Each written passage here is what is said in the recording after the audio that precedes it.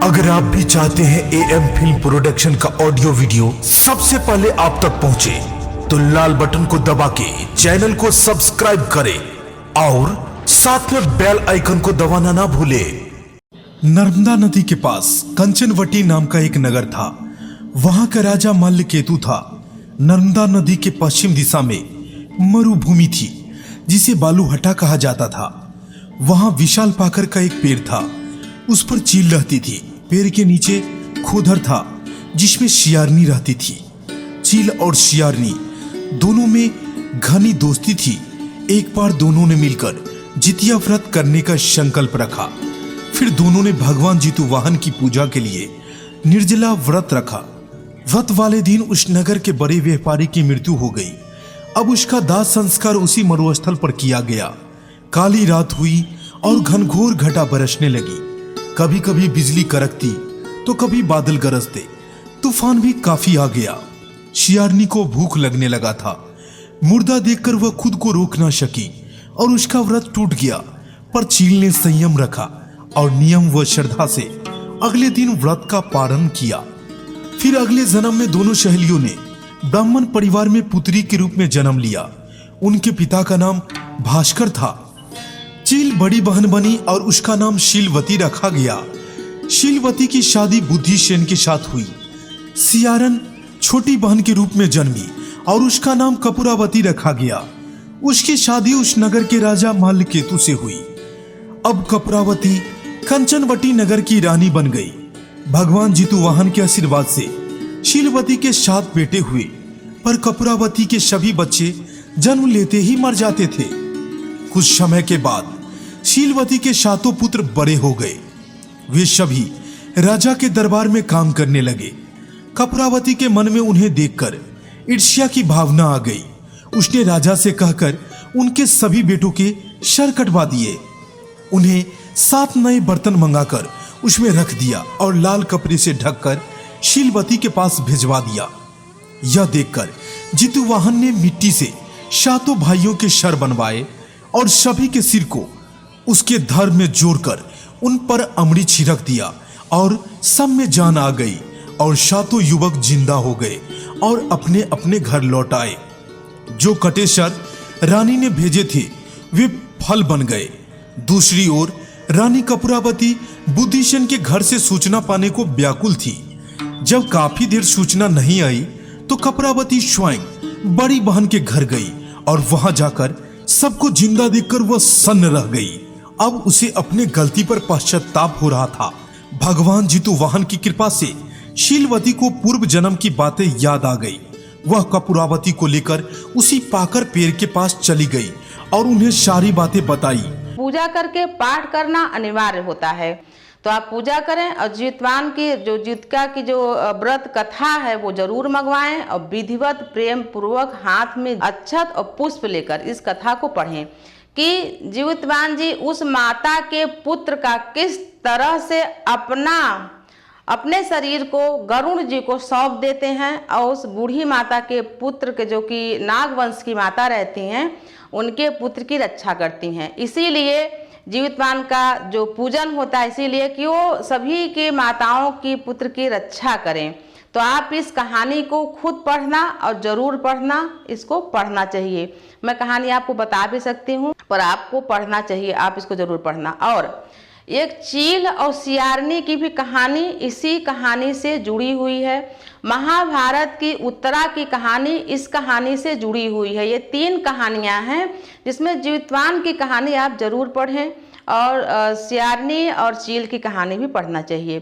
तो मैं सब माताओं को बताना चाहती हूँ कि सियारनी और चील की मिट्टी और गाय के गोबर से प्रतिमा बनाई जाती है और प्रतिमा बना के विधिवत पूजा की जाती है।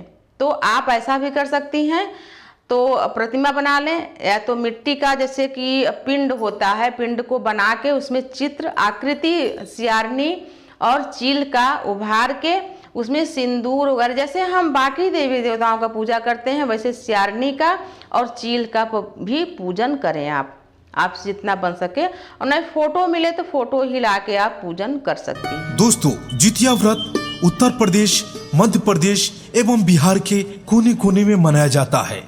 जितिया व्रत की अनेक कथाएं हैं। जितिया व्रत कथा के साथ जितवाहन की कथा कई प्रकार से है। एक कथा ऐसा भी माना जाता है कि गंधर्वों के राजकुमार का नाम जितुवाहन था। वे बड़े उदार और परोपकारी थे। जितुवाहन के पिता ने वृद्धावस्था में ही वानप्रस्थ आश्रम में जाते समय इनको राज सिंहासन पर बिठा दिया, किंतु इनका मन राजपाट में नहीं लगता था। वे राज का भार अपने भाइयों को छोड़कर स्वयं वन में पिता की सेवा करने चले गए। वहीं पर उनका मल्यवती नाम की राजकन्या से विवाह हुआ। एक दिन जब वन में भ्रमण करते हुए जितुवाहन काफी आगे चले गए, तब उन्हें एक वृद्धा विलाप करते हुए दिखी। इनके पूछने पर वृद्धा ने रोते हुए बताया कि मैं एक नागवंशी की स्त्री हूँ और मुझे एक ही पुत्र है।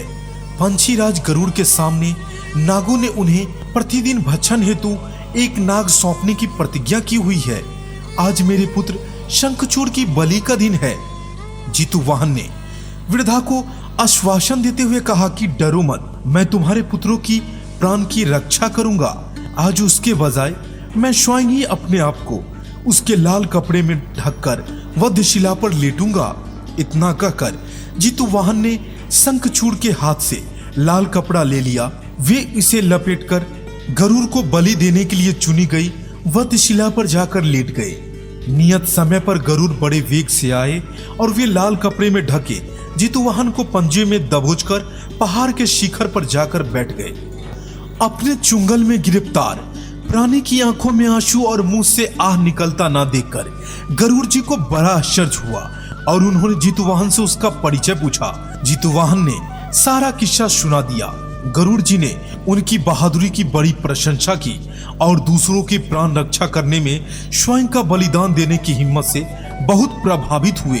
प्रसन्न होकर गरुड़ जी ने उनको जीवन दान दे दिया तथा नागों को बलि न लेने का वरदान भी दे दिया। इस प्रकार जितुवाहन के साहस से नाग जाति की रक्षा हुई। तभी से पुत्र की रक्षा हेतु जितुवाहन पूजा की प्रथा शुरू हुई। आश्विन कृष्ण अष्टमी के प्रदोष काल से ही पुत्रवती महिलाएं जितुवाहन की पूजा करती है। कैलाश पर्वत पर भगवान शंकर माता पार्वती को कथा सुनाते हुए कहते हैं कि आश्विन कृष्ण अष्टमी के दिन उपवास रहकर जो भी स्त्री सायं प्रदोष काल में जितुवाहन की पूजा करती है और कथा सुनने के बाद आचार्य को दक्षिणा देती है, वह पुत्र पौत्रों का पूर्ण सुख प्राप्त करती है। यह व्रत अत्यंत फलदायी है। यदि आप भी इस व्रत को करने के सोच रहे हैं तो आपको विशेष नियमों का पालन रखने की कोई आवश्यकता नहीं है। बस 2 से 3 निर्देश ही इस व्रत को सफलतापूर्वक करने के लिए काफी है। जैसे कि सूर्य उदय होने से पहले तक ही आप खान पान या जल ग्रहण कर सकते हैं, लेकिन व्रत का समय आरंभ होने के बाद आप अन्न का एक दाना तो दूर जल भी ग्रहण नहीं कर सकते। ध्यान रहे कि सुबह सुबह जो भी आप खा रहे हैं वह केवल मीठा हो। तीखा खाना सख्त मना है। अंत में पूरा दिन व्रत करने के बाद शाम में या रात में आप कुछ भी नहीं खा सकते हैं, क्योंकि यह व्रत अगली सुबह ही समाप्त होता है। व्रत का पारण दूसरे दिन अष्टमी तिथि को समाप्ति के बाद ही किया जाता है। मान्यताओं के अनुसार यह व्रत सच में अत्यंत फलदायी है। भाई बहन माता पिता जो हमारे आदरणीय हैं, जो बच्चियां हैं, उन सबको मैं बताना चाहती हूँ कि पूजन किसी के ऊपर थोपा नहीं जाना चाहिए, थोपना नहीं चाहिए, जबरदस्ती पूजन नहीं करना चाहिए। जबरदस्ती किसी भी चीज का पुण्य फल प्राप्त नहीं होता। तो आप जब पूजन करें तो पूरा समय उस देवी देवता को अर्पण कर दें जिसका हम पूजन कर रहे हैं। आपका सारा ध्यान उन्हीं देवी देवता के ऊपर होना चाहिए, आपके कल्याण के लिए, आपके संतान पति के कल्याण के लिए जिसका हम पूजन कर रहे हैं। मन मोर महुआ चित्त बुसौले, ये कहानी है कि मन कहीं और है, चित्त कहीं और है। आपका मन और चित्त और शरीर सब एक ही जगह होनी चाहिए जहां आप आराधना कर रहे हैं देवता की। तो देव भी आपके ही पास रहेंगे और उनकी कृपा भी। तो 5 चीज आपके साथ जुड़ जाएगा, आपका तन मन और चित्त और भगवान का आशीर्वाद। ये 5 चीज जब जुड़ जाता है तो ये पंचभूत की जो शरीर होती है सफल हो जाता है। तो मैं सभी को बता रही हूँ कि तमाम माताएं ये सोचती हैं कि अरे हमको ये करना ही पड़ेगा, हमको करना चाहिए, मन नहीं है फिर भी बोलती हैं, तो वो माताएं ना करें। जिनको मन नहीं है या जिनका चित्त पूजा में नहीं लगता है। जो प्रेम पूर्वक करना चाहती हैं उन्हीं का पूजा सफल भी होता है। तो दोस्तों, आपको यह कहानी कैसे लगी? अगर आपको यह कहानी अच्छा लगा हो तो आप कमेंट के माध्यम से हमें जरूर बताएं और इसी तरह के वीडियो देखने के लिए हमारे YouTube channel AM film production by Deepak Deewana को सब्सक्राइब करें और देखते रहे ढेर सारी वीडियो बिल्कुल फ्री। धन्यवाद।